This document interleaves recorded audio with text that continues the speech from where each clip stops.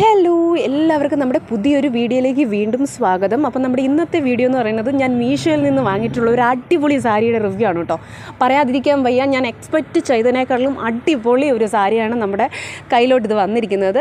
സാധാരണ മീഷോയിൽ നിന്നൊക്കെ വാങ്ങുന്ന സാരി നമുക്ക് വിശ്വസിച്ച് വാങ്ങാൻ പറ്റില്ല, എങ്ങനെ ഇരിക്കുന്നു പോലും അറിയില്ല. പക്ഷേ ഞാനിത് ഒരു ഇൻസ്റ്റയിൽ ഓരോ റീൽസ് കണ്ടിട്ട് വാങ്ങിയിട്ടുള്ള ഒരു സാരിയാണ്. അടിപൊളിയായിട്ടുള്ള ഒരു സാരിയാണ്. ഇതാണ് ഇതിൻ്റെ കളർ വരുന്നത്.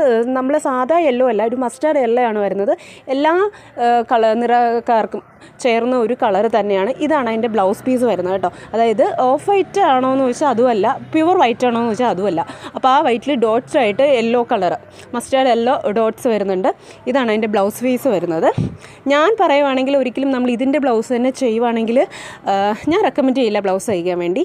ഇതിൻ്റെ കൂടെ ഏറ്റവും നല്ലത് വൈറ്റ് കളർ ബ്ലൗസ് തന്നെയാണ്. ഇതാണ് അതിൻ്റെ മുന്താണി വശം വരുന്നത് കേട്ടോ.